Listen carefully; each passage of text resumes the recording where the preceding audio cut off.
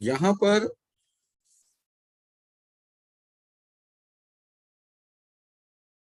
Energy analysis की बारी आती है।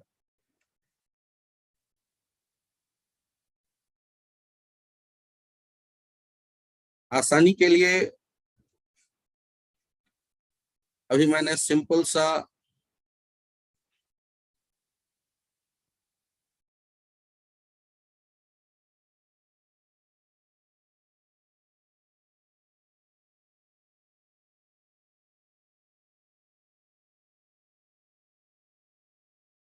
ये देखा कि x डिस्टेंस पर आने के बाद यहां से dx डिस्टेंस के बारे में सोचते हैं। तो इस dx डिस्टेंस के लिए इक्वेशन तो याद करिए, क्या हुआ करता था, a naught sine k x, general equation आप साइन ओमेगा टी लिख लो या कॉस ओमेगा टी लिख लो, जो भी दिया गया है उसे फॉलो कर लो, साइन ओमेगा टी ही लिख लेते हैं। ये इसके डिस्प्लेसमेंट की बात कर रहा है। तो जब मैं इस टुकड़े के लिए डेल्टा के ही सोचूंगा तो ये क्या हो जाएगा, half mu into delta x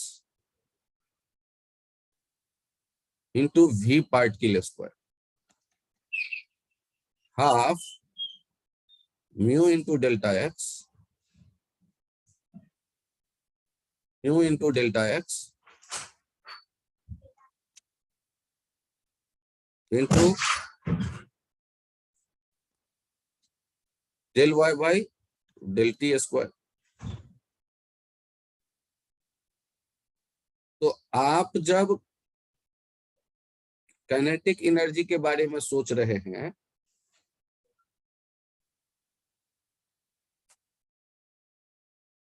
ये रास्ता तो आपको दिखने लगा, हाफ म्यू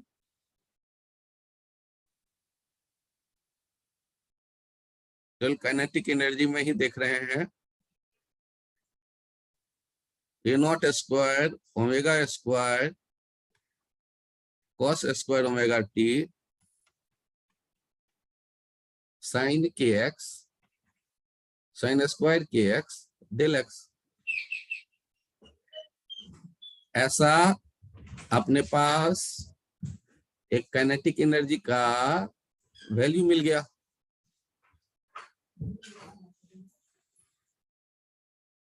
आपको जब काइनेटिक एनर्जी पता चल गया,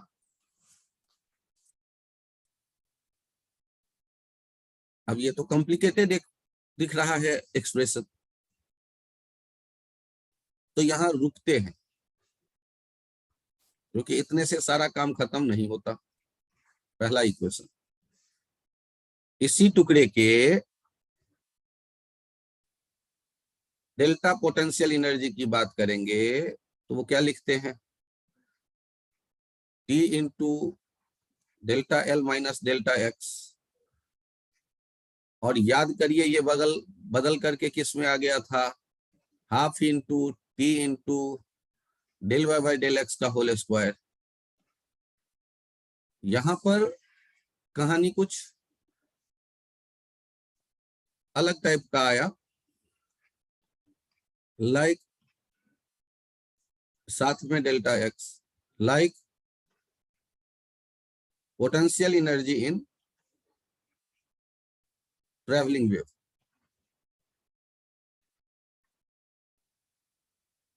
काइनेटिक एनर्जी की कहानी अलग थी, लेकिन पोटेंशियल एनर्जी में वैसा ही दिख रहा है जैसा ट्रेवलिंग वेव में दिख रहा। हाँ, और आप इसे कहते क्या हो, स्टैंडिंग वेव।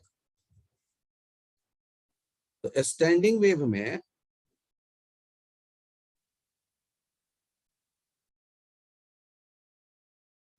सर, हाँ बताइए, सर एक बार काइनेटिक एनर्जी दोबारा बता दो कैसे निकाली।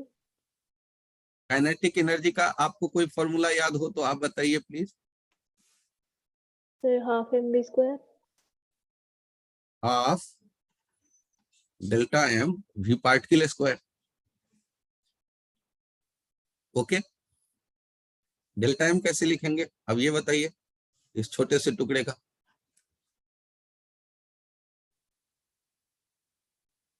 म्यू क्या था?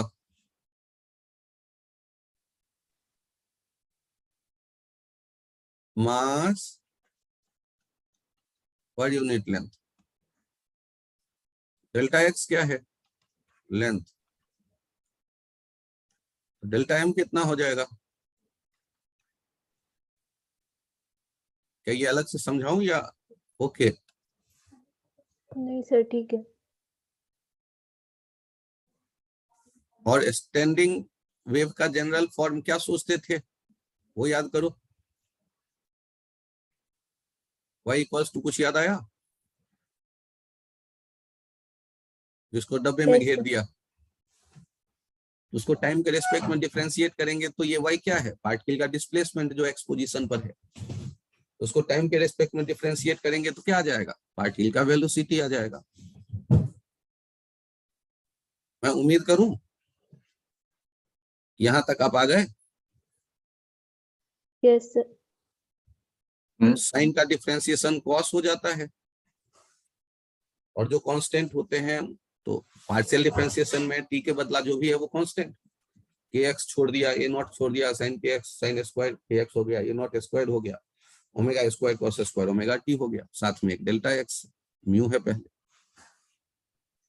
आपको यदि ये काइनेटिक एनर्जी यहां तक समझ में आ ही गया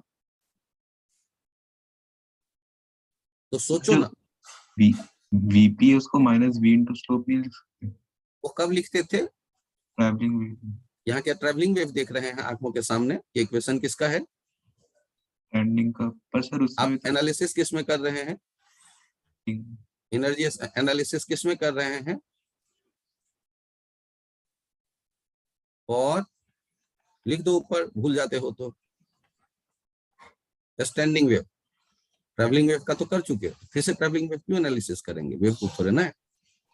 में भी तो पार्टिकल का ही आता था डिस्प्लेसमेंट वाई का। अरे गधे, वो पार्टिकल का कब आता था? उसमें y का इक्वेशन क्या लिखते थे? जल्दी बोलो एक बार। A sine omega t minus x y. यहाँ पर क्या लिखा है y का equation? A sine k x sine omega. क्या दोनों एक जैसे दिख रहे हैं? तो फिर वो रिलेशन कहाँ से आएगा? ओके भाई अंतर तो करो नाम में। नाम यूं ही ना मोहन और सोहन थोड़े ना रखा गया है। मोहन और सोहन दो अलग अलग लोग हैं, तभी ना नाम उनके अलग अलग लिखे गए हैं। सोचो थोड़ा। और काइनेटिक एनर्जी अभी भी थोड़ा और एनालाइज करते हैं।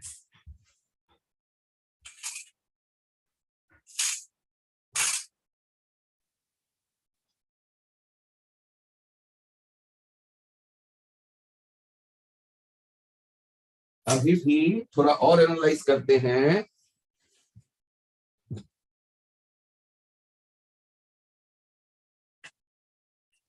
काइनेटिक एनर्जी, काइनेटिक एनर्जी की खासियत देखो। यदि आप लिख रहे हो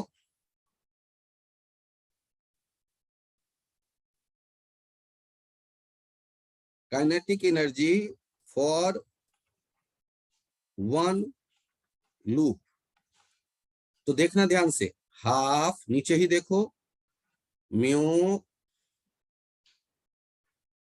ए naught square omega square cos square omega t at time t हम देख रहे हैं। एक लूप में कितना एनर्जी है तो आगे कौन दिख रहा है?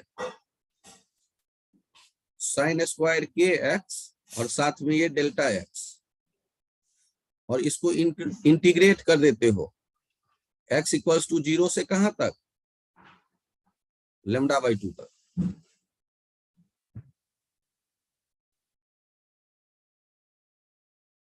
तो इसको, इसका जो वैल्यू है वो अगले पेज पे मैं लिखूंगा। तो यहां तक लिख लो काइनेटिक एनर्जी इस लाइन तक, और फिर पेज बदलेंगे और पोटेंशियल एनर्जी उसके बाद आगे और एनालिसिस करेंगे।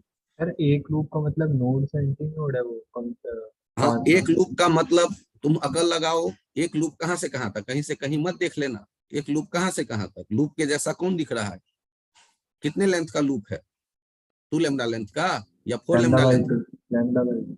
इसीलिए 0 से लैम्डा बाई 2 इंटीग्रेट कर दिया। ठीक है,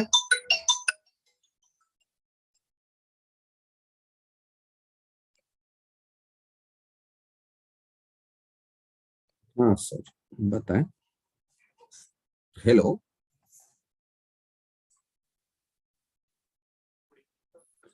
हाँ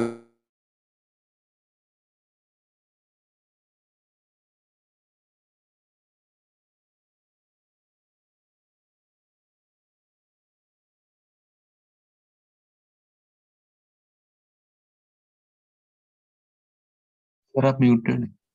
यहाँ पर यदि आप समझ पा रहे हो, यहाँ तक लिख लिया कॉपी में, पहले ये देख लो, एक लूप माने 0 से लैम्डा बाई 2।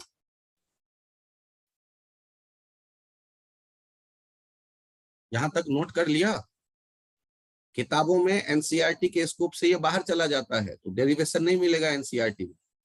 हम लोग चूंकि एक बार चर्चा करना चाहते हैं तो कर लेते हैं, नीड नहीं है। आपके एग्जाम में आपका जो इसका फाइनल रिजल्ट आएगा उस पे 2 बार क्वेश्चन पूछ चुका है, तो फिर भी थोड़ा साथ देंगे तो फाइनल रिजल्ट तक का एक बार देखा रहेगा, तो 12th में थोड़ा मैथ्स इंप्रूव कर लेंगे तो देखेंगे तो शायद और थोड़ा आसान लगे। कहानी कोई बड़ा मुश्किल नहीं है, आपने एक छोटा टुकड़ा लिया, पार्टिकल का वेलोसिटी लिखा, अब एक लूप का देख रहे हैं तो इंटीग्रेट कर दिया।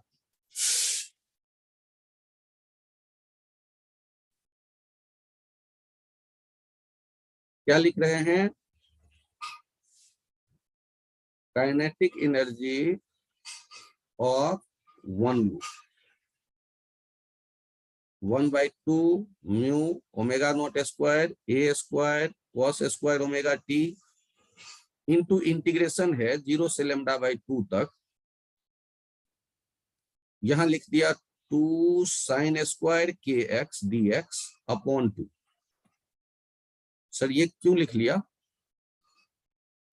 1/4 omega naught square a naught square mu cos square omega t sine 2 sine square theta को लिख देते थे 1 माइनस कॉस 2 थीटा, यदि याद आ जाए तो। नहीं तो कोई खास बात नहीं, प्रयास जारी रखो। 0 से लैम्डा बाई 2 तक 1/4 mu omega naught square a naught square cos square omega T. पहला वाला का तो इंटीग्रेशन लैम्डा बाई 2 हो गया, और दूसरे वाले का इंटीग्रेशन हो जाएगा sign 2k x by 2k। और कहां से कहां तक इनको हम दे देते हैं वैल्यू, x का वैल्यू 0 से x का वैल्यू लैम्डा बाई 2 तक। जब आप ये इंटीग्रेट करके देखेंगे ना, तो साइन 0 भी 0 होता है, और साइन 2k x के बदले लैम्डा बाई 2 रखेंगे तो k लैम्डा 2 पाई हो जाएगा, तो वो भी 0 हो जाएगा। तो ये पूरा पार्ट जो है ये आ जाएगा 0। तो आपके पास आ गया lambda by 8 mu omega naught square a naught square, ये आ गया काइनेटिक एनर्जी टी टाइम पे at time t, one loop का काइनेटिक एनर्जी।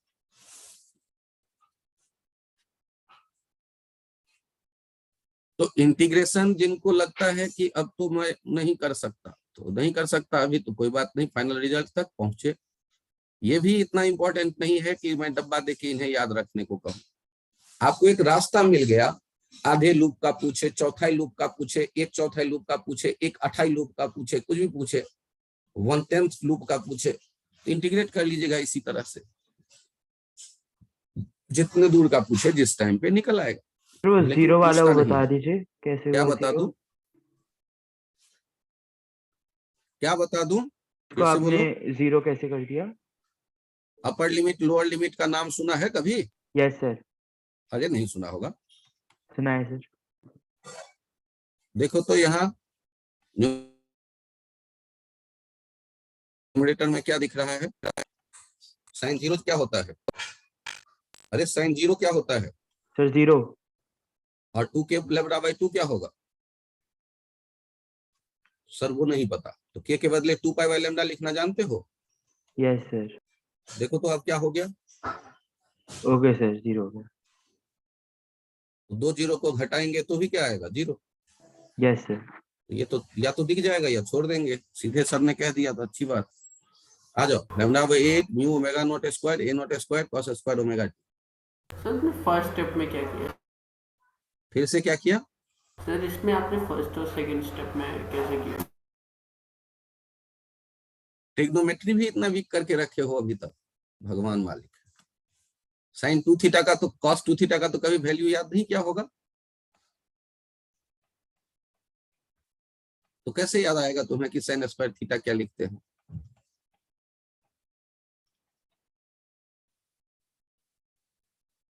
अभी नहीं समझ में आया? नो सर, आ गया। फिर यार ऐसे काम करोगे तो कैसे चलेगा? और ट्रिग्नोमेट्री सबसे शुरू में पढ़ाया जाता है जब मैथ पढ़ना शुरू करते हैं बच्चे तक।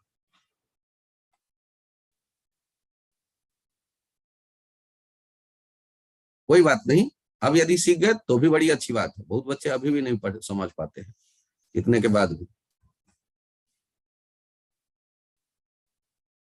और जो नहीं समझ पाए घबराना मत, कॉपी पे छपाई कर लो और पन्ने को मोड़ के छोड़ देना, क्योंकि मैंने पहले ही कह दिया कि कॉम्पिटिटिव एग्जाम में नहीं काम आता, फाइनल रिजल्ट आपके काम के हैं। वो तो आईआईटी का बच्चा है तो थोड़ा पता होना चाहिए, मंगल ग्रह से नहीं आया, हमने डिराइव किया, इसलिए कॉपी पे लिखवाया जा रहा है। पेज चेंज करूं?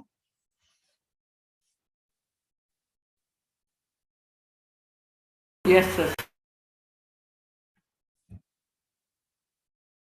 पोटेंशियल एनर्जी के लिए ज्यादा कहानी लंबी नहीं है। Potential energy of one loop at time t 1/2 t del y by del x square साथ में dx। y याद करो क्या था, a naught sine k x sine omega t मैंने माना है। साइन के एक्स इसलिए क्योंकि x0 नोड है, और sign omega T cos omega T कुछ भी जो भी एक मानो वो हमेशा आगे उसी को लेकर प्रोसीड करो। टी को मैंने लिखना सीखा है म्यू वी स्क्वायर, यदि याद आ जाए तो खुश हो जाओ। और del y by del x का वैल्यू लिख रहा हूं a naught square k square cos square k x sine square omega t d x. यहां से देखो क्या आ गया, 1/2 म्यू ओमेगा बाय के लिख देते हैं वी को square a naught square k square sine square omega T cos square k x d x.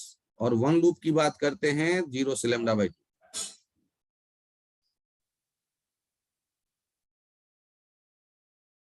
यहां से आ गया 2 से हमने नीचे मल्टीप्लाई किया, ऊपर कॉस स्क्वायर के साथ भी 2 डाल दिया। ये यहां लिख लेता हूं, ये 2 और नीचे भी 2।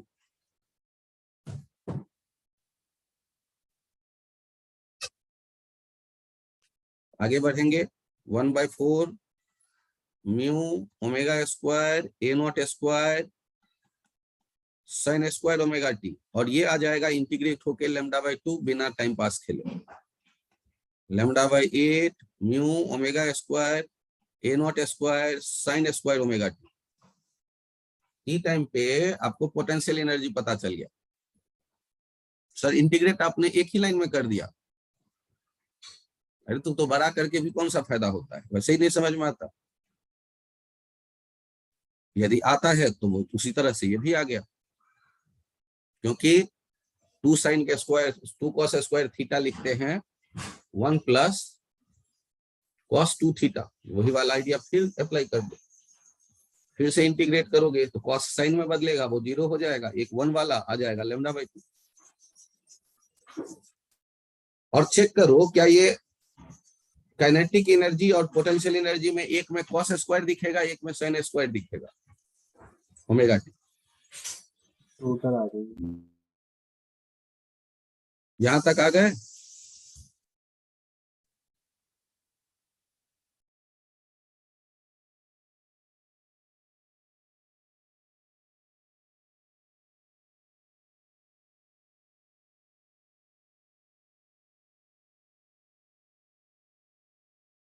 अरे पेज चेंज करूं क्या? Yes sir.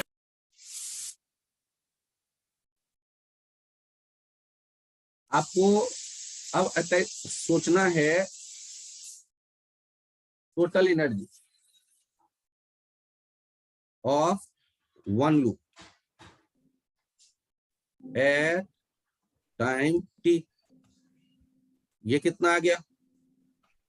λ/8 mu omega square a square cos square omega t plus λ/8 mu omega square a square sin square omega T.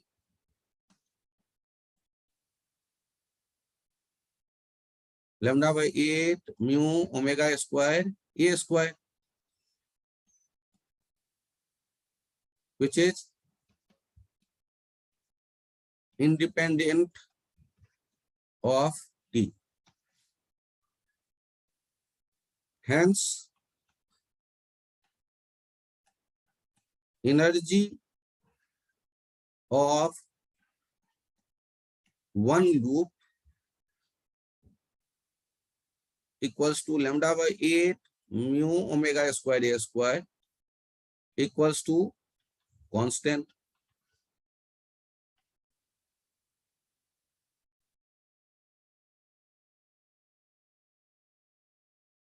Hence,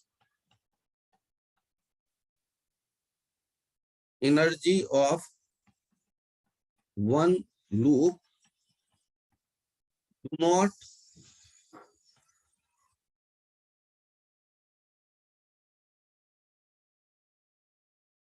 pass through the node to another loop. और time के respect में ये constant है। यहां ये भी लिखिएगा energy constant है। Hence, this wave is a standing wave.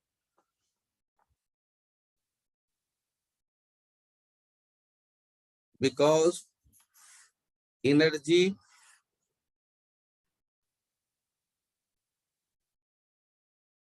do not move from one loop to other. आपने स्टैंडिंग वेव नाम को और थोड़ा ध्यान से देखा,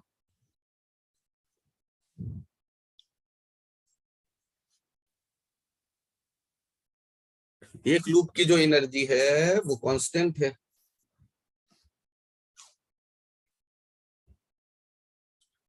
और ये जो डब्बा वाला फॉर्मूला है इसको 3 स्टार दे करके 5 स्टार दे करके याद कर जाओ। एक लूप की जो एनर्जी होती है वो कांस्टेंट होता है।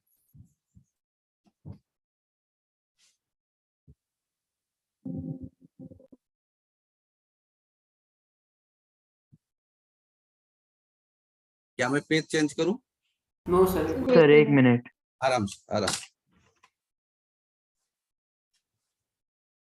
ये जो फॉर्मूला है याद रखना है, λ/8 mu omega square a square. ए आपको लगे कहां से चला आया, तो जो चित्र वाला ए नॉट था वो ए नॉट कह लेना।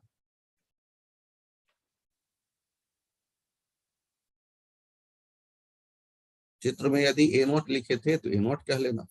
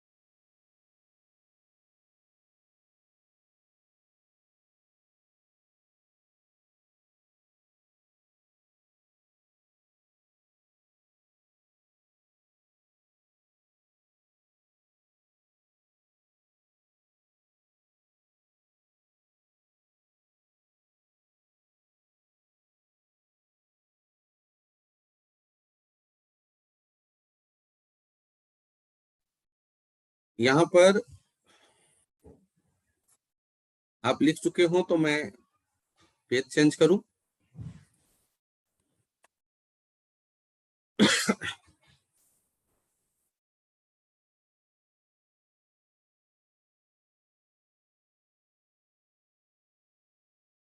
क्या पेज चेंज करूं?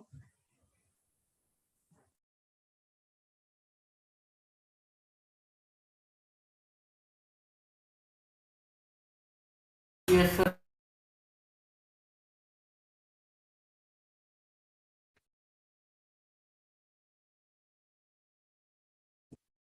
यदि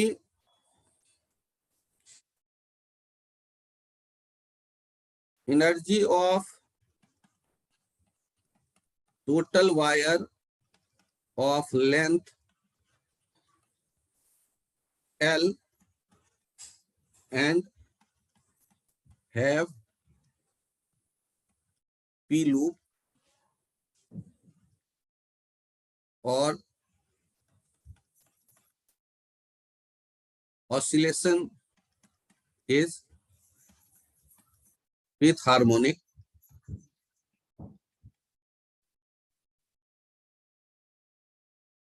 will be P into lambda by 2 omega square A naught square। अब ध्यान देख दीजिएगा, लैम्डा बाई 2 किसके बराबर हो जाएगा? लैम्डा बाई 2 इंटू पी, ये एल के बराबर हो जाएगा। एक इक्वेशन, तो लैम्डा के बदले आप लिख सकते हैं 2L बाई पी, और ओमेगा इक्वल्स टू जो लिखते हैं 2 पाई एफ, उस एफ में कौन हो जाएगा? याद करिए, पी वी बाई 2L।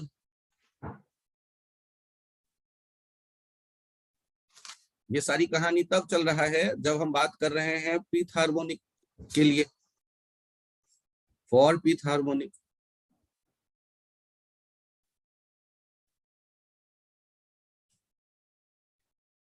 आप यदि वायर को देख रहे हैं फिक्स्ड दोनों एंड पे, तब ना ये कहानी पका रहे हैं कि पी लूप माने P harmonic, X0 XL total loop P.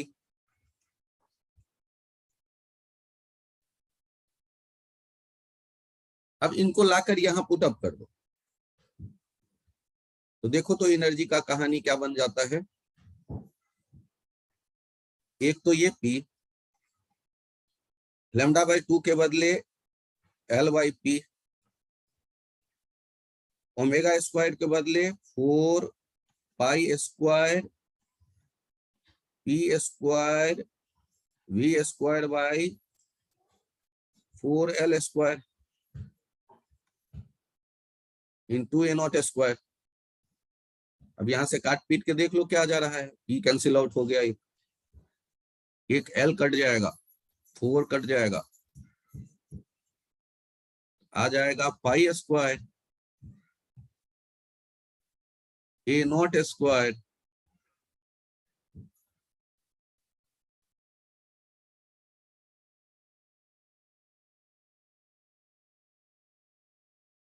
We square,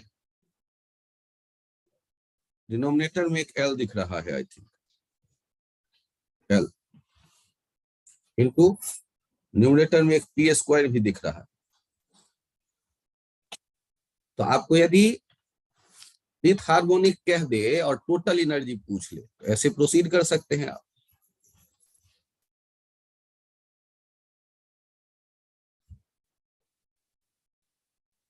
sir इसमें म्यू नहीं आएगा कहीं पर? छूट रहा है म्यू। अच्छा, लेमडा बाई 2 क्यों होता है? एक मिनट, थोड़ा सा मिस कर रहा हूँ। एक लूप का लैम्डा कितना बाई याद 8 किया था? 8 हाँ, एक का याद किया था lambda by 8, lambda by 8 mu omega square a square. तो लेमडा बाई 8 के लिए हो जाएगा एल बाई 4 पी, और एक म्यू भी आ जाएगा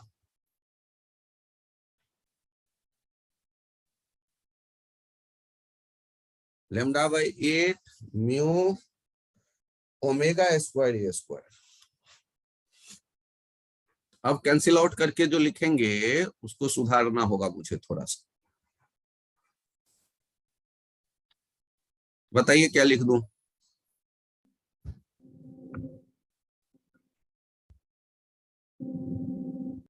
ओमेगा भी चेंज होता है बस। ओमेगा भी चेंज हो जाएगा? क्यों? वो तो उधर तो ठीक ठाक है कैलकुलेशन, आई थिंक ये सर उधर वाला तो ठीक लग रहा है मुझे, क्योंकि लेमडा 12 बाई पी आया है और 2 पाई एफ के बदले लिखते हैं पी भी बाई 12। एन लूप होता तो एन भी बाई 12, पी लूप है तो पी भी बाई 12, ठीक ना? तो यहाँ कट, यहाँ कैंसिल वैंसिल होगा कुछ तो देख लो। देखो ये पी को तो पहले भगा दिया, एक एल भगा दिया इस स्क्वायर से, एक इस 4 को भगा दिया इस 4 से, अब जो बचा उनको लिख लो।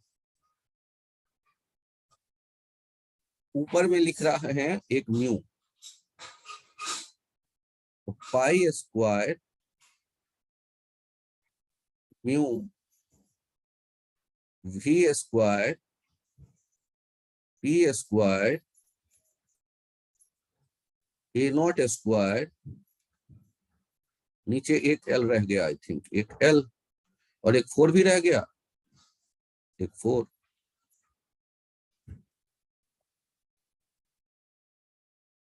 तो आप बेसिक रूल है lambda by 8 mu omega square a square याद होना चाहिए। लेकिन एक बार आईटी ने पूछा हुआ है कि सेकेंड हार्मोनिक बन रहा था तब टोटल एनर्जी बताओ, सेकंड पी के बदले 2 लूप 2 पुट अप कर देंगे, और एक और भी इन सब में कहीं भी लिखना होगा तो भी वही होगा जो टी बाई म्यू वाला लिखते थे।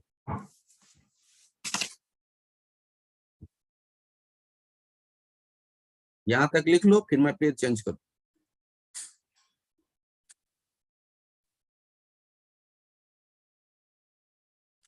इनमें मैं डब्बा नहीं दे रहा, किसी को याद करने की भी नहीं कह रहा, फिर भी बड़ा मन करे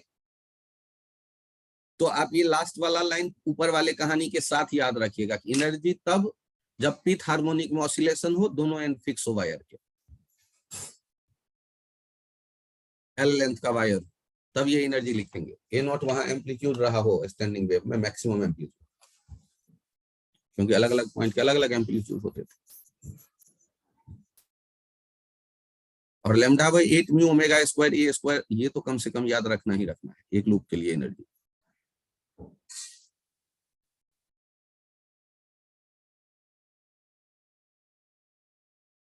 यहां इस बात पर ध्यान रखिएगा, और standing wave del PE by del x equals to 1/2 del y by del x square proportional to slope square, like travelling wave. ये तो सेट कर लो पहला आइडिया।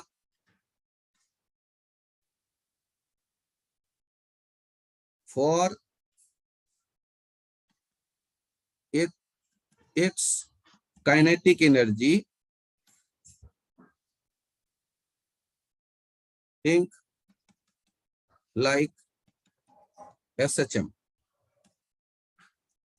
Del KE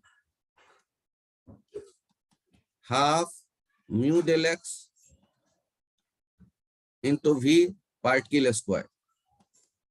तो del KE by del X जो होगा ये क्या हो जाता था, half mu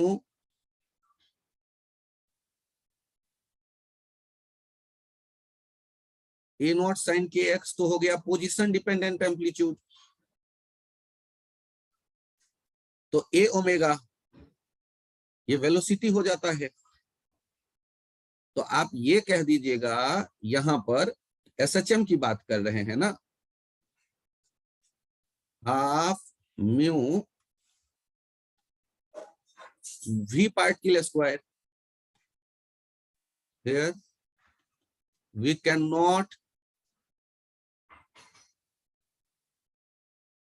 use v particle equals to minus v into slope।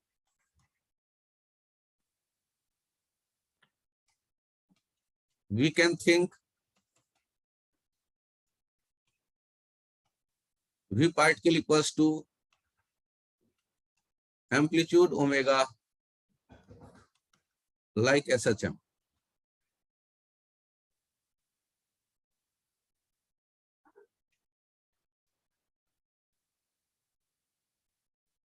तो आप यहां पर कुछ अलग रास्ते पे जा रहे हैं। यहां पर भी पार्टिकल जो है अलग अलग पोजीशन का अलग अलग एम्पलीट्यूड होगा, अलग अलग पोजीशन का अलग अलग एम्पलीट्यूड होगा। या तो वो सोचो और नहीं तो del y by del P सोचो, और y का वैल्यू आपको पता है a naught sine k x sine omega t. तो होगा क्या कि v पार्टिकल के बारे में आप ये देखिएगा कि यदि एक लूप की बात कर रहे हैं किसी भी सिचुएशन में, तो जब वो एक्सट्रीम पे पहुंचेगा, एट एक्सट्रीम,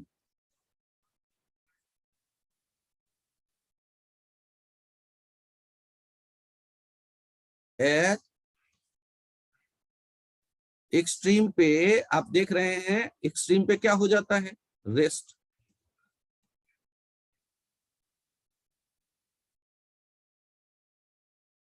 और जैसे ही रेस्ट आपने देखा तो किसी भी सेक्शन के लिए काइनेटिक एनर्जी क्या हो जाएगा, जीरो। जीरो। तो काइनेटिक एनर्जी किसी भी सेक्शन का देखेंगे तो जीरो।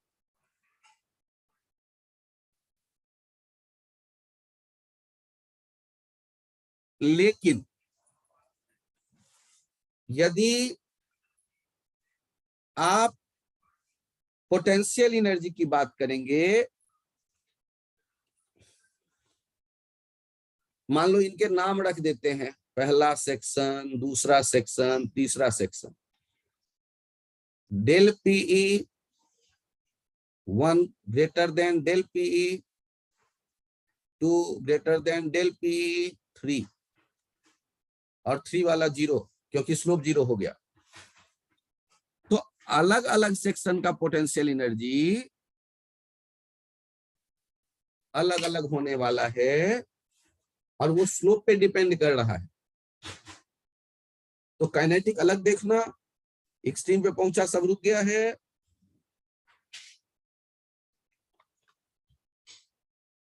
और जब ये वायर स्ट्रेट हो जाए, और अब ऐसे ही आपने सेक्शन बनाया हुआ है 1 2 3, यहां मैं कलर चेंज कर देता हूं जिससे अंतर समझ में आए। 1 2 3 तो यहाँ del PE1 equals to del PE2 equals to del PE3 ये 0 होंगे। और काइनेटिक एनर्जी की बात करेंगे तो डेल KE1 कम होगा, डेल KE2 ज्यादा होगा और उससे भी ज्यादा होगा डेल KE3। क्यों? क्योंकि जब आप काइनेटिक एनर्जी लिखते हैं तो ये इक्विलिब्रियम पे ऑसिलेशन के दौरान जब ये इक्विलिब्रियम से गुजर रहे होंगे तो मैक्सिमम वेलोसिटी होगा ये ओमेगा, और एम्पलीट्यूड जहां ज्यादा तो जो एंटीनोड की तरफ पॉइंट्स होंगे उसके एम्पलीट्यूड तो ज्यादा है, तो उनका जब इक्विलिब्रियम पे ये होंगे वेलोसिटी भी ज्यादा होगा, उनकी काइनेटिक एनर्जी ज्यादा होगी। सर मेरे समझ में ये नहीं आया। सर डेल पी वाला आपने जो लिखा है 1 ग्रेटर देन 2 ग्रेटर देन पहले मुझे ये बताओ डेल पी जो यहाँ देख रहे हैं इसमें किस सेक्शन में ज्यादा होगा, किस सेक्शन में कम? 1 2 3। तो डेल पी में ट्रेवलिंग वेव में भी नहीं समझ में आया था, हमने याद कर लिया, और स्टैंडिंग में तो कतई समझ में नहीं आया, हमने फिर भी याद कर लिया कि किसके प्रोपोर्शनल है, स्लोप के स्क्वायर के। और जब ये स्ट्रेट होगा और ये नीचे जा रहे होंगे, जब ये स्ट्रेट होगा तब जो इनके 3 सेक्शन बनाएंगे उस सेक्शन में बात करूं तो पहले केस में क्या होगा, डेल PE1 चूंकि स्लोप सबसे ज्यादा है तो ये सबसे ज्यादा, डेल PE2 डेल PE3। जबकि kinetic energy 1, kinetic energy 2 section, kinetic energy 3 section 0। तो del total energy 1 greater than del total energy 2 is greater than del total energy 3। अब जब हम कलर बदल कर नीचे आ गए 1 2 3, del PE1 equals to del PE2 equals to del PE3, ये सारे 0, स्लोप 0 इसलिए। और काइनेटिक एनर्जी डिपेंड करेगा SHM करते वक्त एम्पलीट्यूड पे, तो किसका एम्पलीट्यूड सबसे ज्यादा था उसका वेलोसिटी सबसे ज्यादा मिलेगा पार्टिकल का। Del KE1 less than del KE2 less than del KE3। तो हम नोड तक, नोड से एंटी नोड तक आकर पॉइंट को देख रहे हैं 3 सेक्शन लेके। Del TE1 total energy is less than del total energy 2 is less than del total energy 3।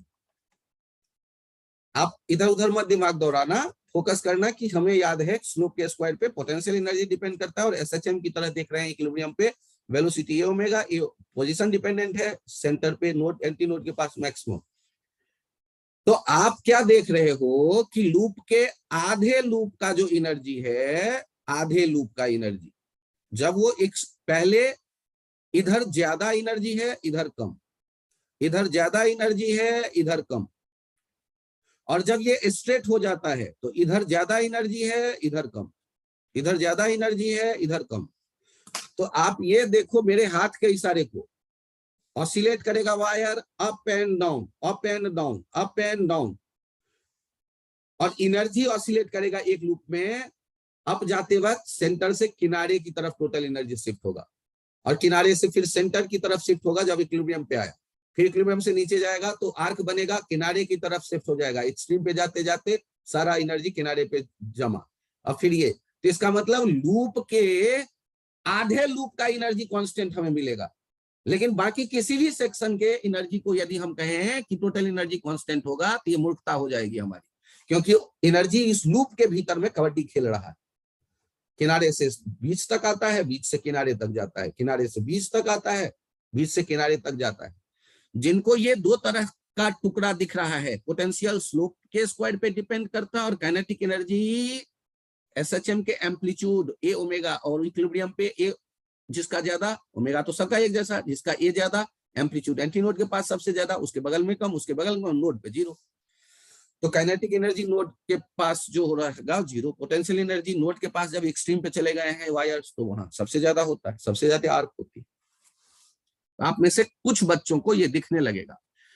HC Verma में एक एग्जाम्पल में कहा गया था ऑब्जेक्टिव क्वेश्चन में कि किसी भी सेक्शन का स्टैंडिंग वेव में टोटल एनर्जी कांस्टेंट होता है, वो गलत है। एक लूप का कांस्टेंट हो सकता है, आधे लूप का नोड से एंटी नोड के बीच का कांस्टेंट हो सकता है, लेकिन λ/4 λ/8 लेंथ का यदि हम टोटल एनर्जी कांस्टेंट कह रहे हैं, तो अभी मैंने दिखाया कि जहां पर स्लोप ज्यादा वो किनारे की तरफ शिफ्ट हो जाता है एक्सट्रीम पे जाते जाते, तो टोटल एनर्जी जो है वहां कांस्टेंट नहीं रहेगा। और आधे पे इसलिए कांस्टेंट हो जाता है आधे लूप में, क्योंकि या तो वो काइनेटिक के फॉर्म में है या पोटेंशियल के फॉर्म में है, टोटल कांस्टेंट है। लेकिन 1/4 वाले में ऐसा नहीं हो रहा।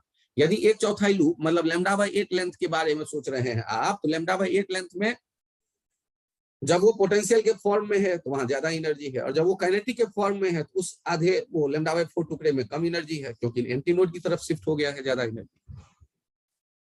तो आपसे कुछ बच्चों को सर ये दिख जाएगा। हाँ, अब बोलो क्या कह रहे हो। सर सेकंड वाले डायग्राम में सर काइनेटिक एनर्जी वाला समझ नहीं आया। अच्छा, मुझे ये बताइए, एक स्प्रिंग ब्लॉक सिस्टम यदि ऑसिलेट करता तो इक्विलिब्रियम पर उसका वेलोसिटी मैक्सिमम क्या लिखते हैं आप?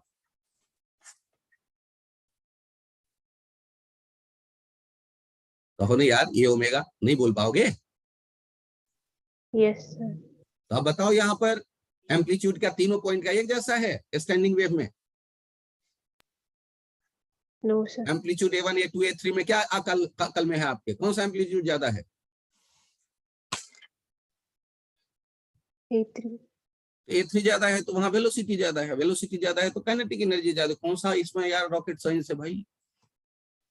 ओके आपको सर। जब स्टैंडिंग वेव में ये खास करके बताया है कि एम्पलीट्यूड पोजीशन पे डिपेंड करता है, तो पोजीशन अलग अलग आंखों से देखो। नोड पे 0 होता है हमेशा एम्पलीट्यूड, और एंटी नोड वाले पॉइंट का एम्पलीट्यूड मैक्सिमम होता है, उसके बगल वाले पॉइंट का उससे कम, उसके बगल वाले पॉइंट का उससे कम, नोड के बगल वाले का 0 सबसे कम नोड पे।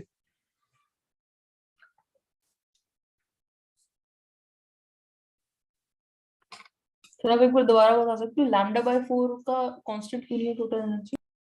अच्छा, मुझे ये बताओ तो, ये जो λ/4 टुकड़े को मैं रंगीन कर देता हूं, ध्यान देना, ग्रीन कलर से किनारे में λ/4,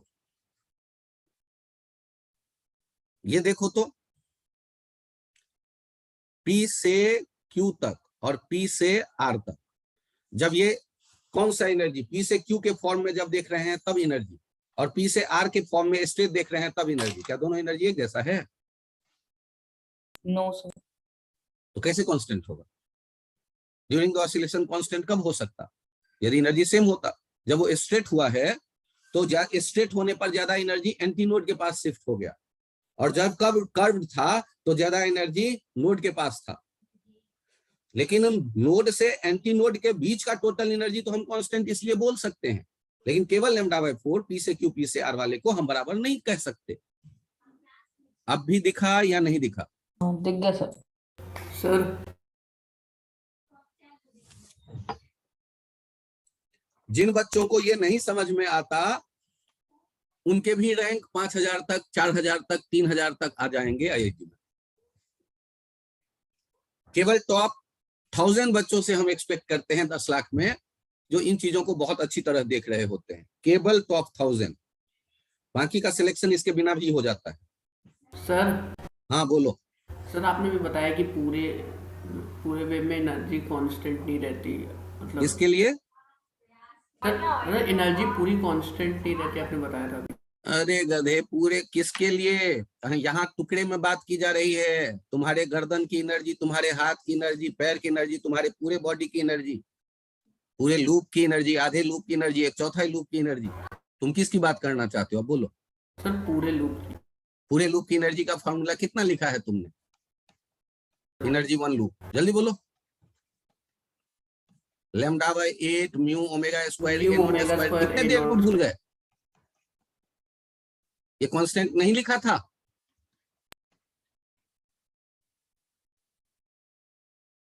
अरे लिखा था कि नहीं लिखा था कांस्टेंट? यस सर लिखा था। तो फिर भूल क्यों जाते हो भाई? गजनी बनने से काम थोड़े न चलता है अपना। अब कहो कि सर आगे आपने क्या कहा? मैंने कहा आधे लूप का भी कांस्टेंट होता है, λ/16 omega mu omega square n naught square.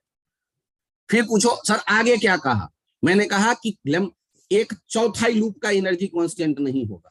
किसी भी सेक्शन को लेके हम कहें कि टोटल एनर्जी कांस्टेंट, तो नहीं होगा। ये बातें मैंने कही आगे। और इसके जानकारी के बिना भी टॉप 5000 तक आ सकते हो 10 लाख में, कोई जरूरत नहीं है इतना सीखने की, सिलेक्शन हो जाता है।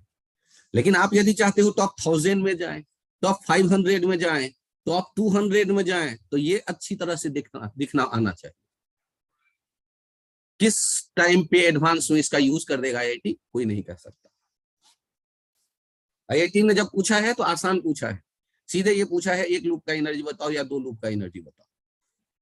लेकिन यदि इस डिटेल में घुसेगा तो केवल टॉप 500 बच्चे आंसर करने वाले होंगे। तो आपको क्या करना है, सिलेक्शन चाहिए, ये लूप वाला याद कर लो, ये जरूरी है। यदि आपको रैंक चाहिए तब थोड़ा आगे एनालाइज करो। स्लोप पे, स्क्वायर पे काइनेटिक एनर्जी नहीं डिपेंड करता, ये ध्यान रखना। यहाँ एसएचएम हो रहा है, एक्सट्रीम पे काइनेटिक एनर्जी 0 हो जा रहा है, चाहे ऊपर या नीचे जाए वायर, और इक्विलिब्रियम पे मैक्सिमम काइनेटिक एनर्जी मिलेगा। और वो भी अलग अलग सेक्शन का अलग अलग, क्योंकि अलग अलग सेक्शन का एम्पलीट्यूड अलग अलग है, जिससे कि पार्टिकल का वेलोसिटी, एसएचएम करने वाले पार्टिकल का वेलोसिटी अलग अलग आएगा स्टैंडिंग वेव में।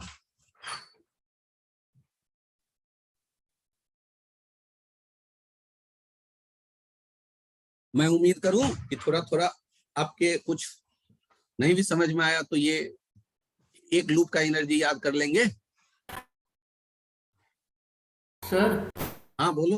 सर आपने भी बताया कि हर सेक्शन का एनर्जी कांस्टेंट नहीं होती। हाँ मैंने गलती से बता दिया। यहाँ देखो, यहाँ रिलेशन तो तुमने देखा ही नहीं। आंखें खोलो, इससे भी पीछे जाओ और आंखें खोलो, देखो ये टाइम डिपेंडेंट है एनर्जी, यस सर। तो फिर कांस्टेंट क्यों होगा? टोटल एनर्जी देखो, टोटल एनर्जी करते वक्त देखो, ये काइनेटिक एनर्जी 1 लूप का टाइम डिपेंडेंट, ये पोटेंशियल एनर्जी 1 लूप का टाइम डिपेंडेंट। अब ये मिलकर जब 1 लूप का देखते हो तब टी नहीं है, तब ये इंडिपेंडेंट है। तो इसमें क्या मैंने गुनाह कर दिया ये कह के कि किसी भी सेक्शन का एनर्जी हमेशा कांस्टेंट नहीं होगा? No sir. तो तुम कूद के बार बार वहां क्यों अटक रहे हो? स्टैंडिंग वेव में लूप का एनर्जी कांस्टेंट होता है, याद रखो। किसी भी सेक्शन का नहीं होगा, क्योंकि तुम खुद ऐड करके देख लेना, या तो वो टाइम पे डिपेंडेंट करता दिखेगा, अब या तो पोजीशन पे, दोनों पे डिपेंड करता दिखेगा, कांस्टेंट नहीं आएगा। यहाँ देखो ना, तो टी है ना एक्स है, ये कांस्टेंट कहलाता है। 1 लूप का हमने जब बनाए तो उसमें टी डिपेंड था, और जब काइनेटिक पोटेंशियल ऐड कर दिया तो टी भाग गया। तो इसलिए कह रहे हैं कि टाइम से इंडिपेंडेंट है, लूप का एनर्जी कांस्टेंट है।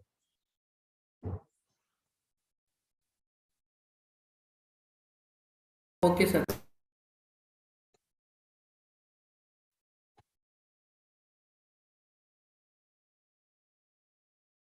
दो मिनट रेस्ट कर लो, रिलैक्स कर लो, टॉपिक बदलने जा रहा है।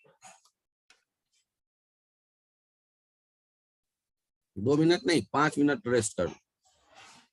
मैं यहाँ से रिकॉर्डिंग को स्टॉप करता हूँ और अगला लेक्चर, अगला सेक्शन रिकॉर्ड करूंगा अलग तरह से।